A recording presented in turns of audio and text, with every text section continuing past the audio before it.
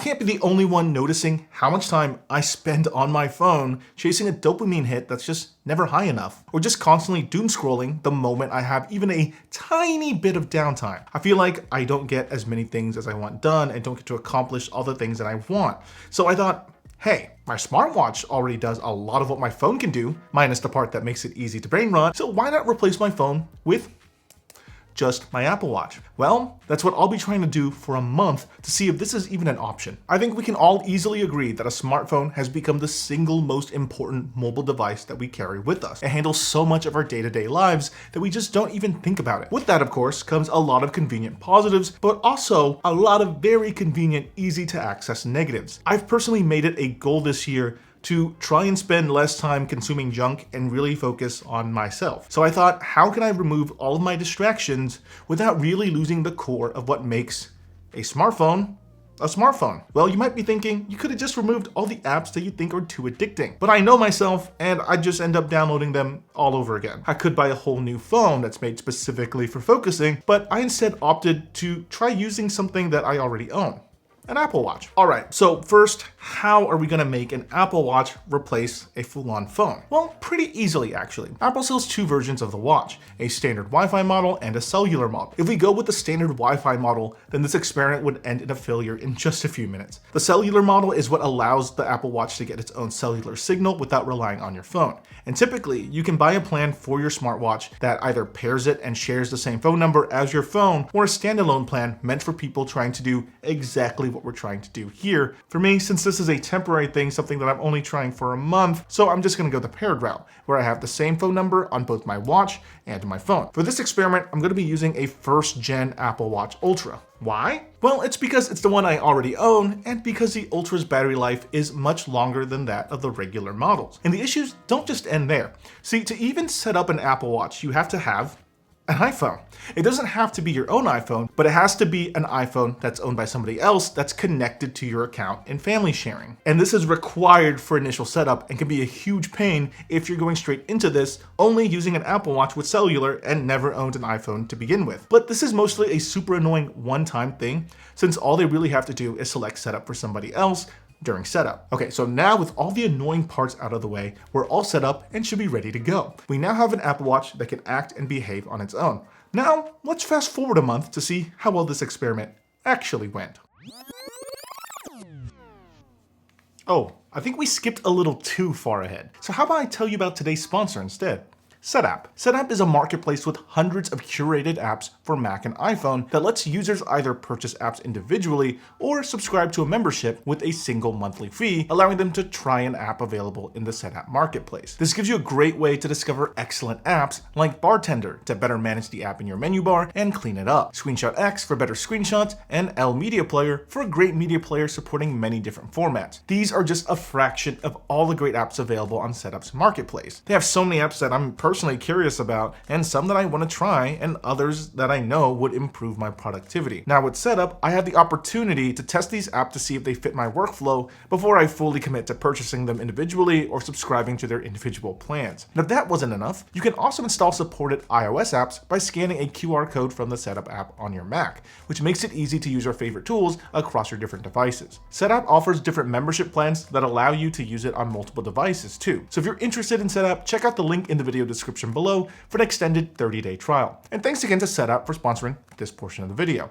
Now, let's continue talking about this thing. Okay, this has been, let's say, interesting month. What you learn super quick is when you open a random app on the Apple Watch for the very first time, oftentimes it will ask you to sync it with an iPhone before you can use it strictly on the Apple Watch. Just for example, MyQ, the app that lets you control your garage door, requires sign in on your phone for initial setup. There's no option to do that on the watch itself. And features like Apple Car Key every once in a while requires verification with an iPhone to continue using your Apple Watch as a passive entry key. So a lot of the first week of me using just the Apple Watch was adjusting to life without a phone, downloading apps to replace what my phone already did, and making sure the apps I was using were set up properly. But something persisted through this first week, and it was this nagging feeling telling me to grab my phone to check a few things, then relax and just doom scroll for 5 minutes that would end up being 15 or even 30 minutes. But since there was no phone to check, only a watch with limited features and less information, I couldn't really doom scroll very pleasantly. And that nagging feeling slowly went away over the course of the month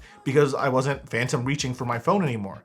It makes me sound like I'm an addict because, well, I was. I feel like being away from it all gave me a healthier relationship with social media consumption and my phone overall. And genuinely, it did improve my mood. Okay, week 2 was a little bit different because I was getting comfortable with using only the watch, but some new bad habits were starting to form too. First, living with your Apple Watch is a very freeing feeling. You don't have a heavy brick of a phone sitting in your pocket or bag at all times. But at the same time, this week is probably where I was reaching for my pockets the most, expecting to feel that brick when it just wasn't there. But instead, I found it really nice just being able to leave the house with just my watch already on my wrist, basically 24/7, without searching for my mobile device. But there's a different issue with that too. See, Apple Watches have health features like step tracking, heart rate monitoring, and sleep tracking. With a feature like sleep tracking, you need this thing on your wrist when you're in bed to track it. And that's great and all, but if you'd like to track your sleep and still want to use it the very next day, you'll need time to charge it each day before you sleep. And yes, the Apple Watch Ultras have a day and a half battery life, at least on paper,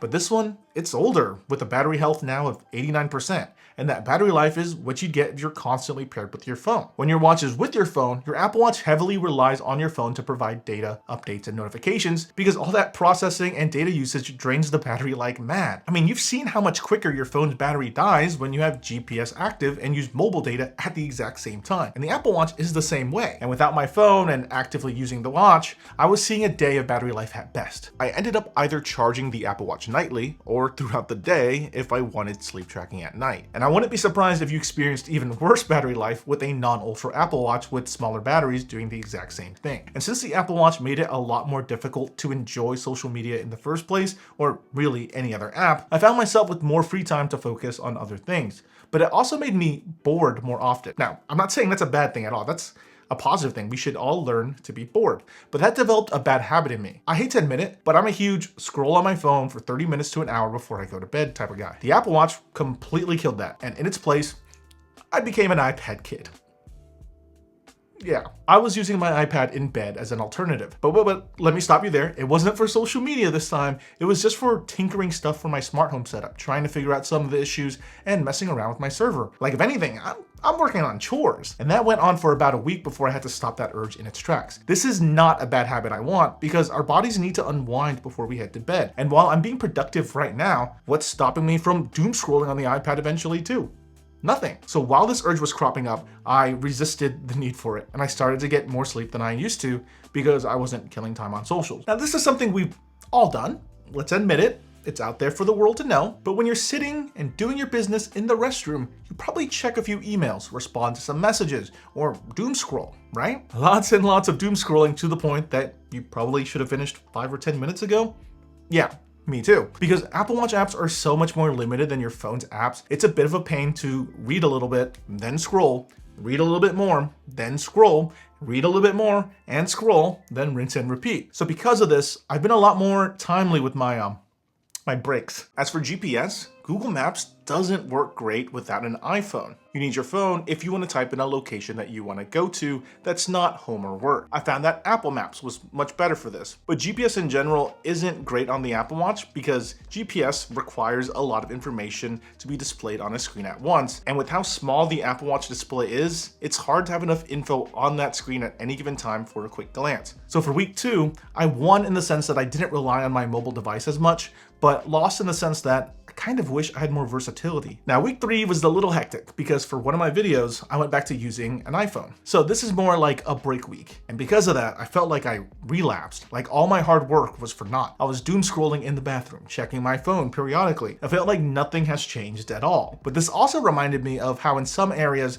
switching to the Apple Watch wasn't that bad, but in other areas, the form factor and software was just so limiting. On an Apple Watch, you can view your contacts, use the dialer, or view your previous calls, and it feels just like your phone, just more squeezed down and miniaturized. But when you're taking calls, it doesn't sound as good or as loud and as clear as your phone. You can't use other apps while in a call. And if you're doing the paired method like I am, if you initiate a call on the Apple Watch, when you're near the iPhone and just walk out of range, the call just disconnects.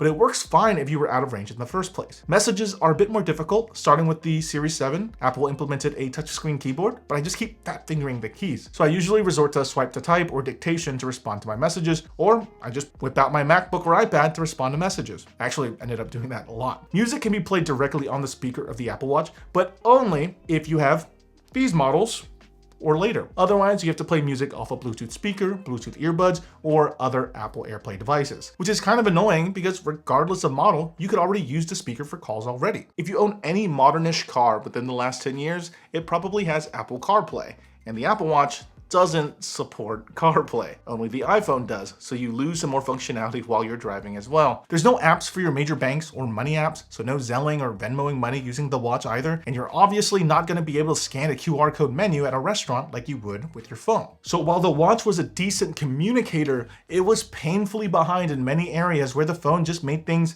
so much more convenient. Also, just day-to-day usability was a bit different. Sure, with the watch, it was much more convenient because you basically have it on you at all times. But when you're using the Apple Watch, you're either craning your neck down to look at the Apple Watch or pulling your arm out in front of you like this and straining it, which, don't get me wrong, are perfectly fine for doing watch stuff like looking at your notifications, looking at the time, or picking up a call. But when you're actively using it to read information or scroll through settings, you're going to be straining a bit more than you usually would on your phone because your arm is in front of you for 10 minutes as you're fiddling with it. The phone is just a bit more ergonomic friendly there. There are some assistive touch accessibility settings that make some gestures one-handed, but I found it a bit faster to just use both hands, and I ended up not using the gestures as much as I thought I would have. All of these annoying little things have always existed with the Apple Watch, but the thing is, it's usually like the supplementary device, the one that you use because you're not near your phone. Here, it's the main device, so it has to be able to step up when it really can't. Overall, most of the things that you would typically do on your phone are less convenient on the watch. So let's now move forward to the real third week. Because of my detour, other things became glaringly clear. The action button provides a decent amount of functionality, but to access a lot of the functionality found on the action button requires that you have the iPhone apps to really leverage them. I just delegated my action button for some indoor cycling sessions because that's all I could come up with. But this was also a week that I spent a lot more time with my family and friends. During lulls in conversations, car rides, or just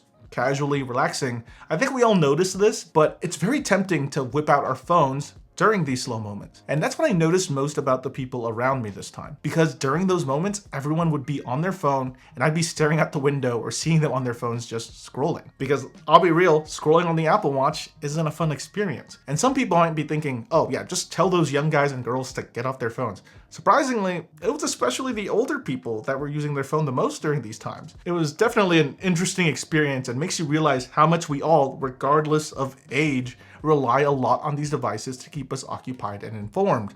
We've grown addicted to this digital world. Okay, so the final week, to be honest with you, felt like an accumulation of the rest. I was now pretty comfortable with the limitations of just using an Apple Watch and what that really demands. But at this point, the novelty has kind of wore off. I was fine with using this as my everyday mobile device, but I wanted to get back to using my phone, not because I wanted to brain rot for hours, but because a phone makes so many things in my life just so much more convenient. In no way, shape, or form do I think a month is enough to fully adjust to using an Apple Watch as my only device. And I'm sure there's just so many more things that you guys want to add to this in the comments of your own experiences trying the same thing.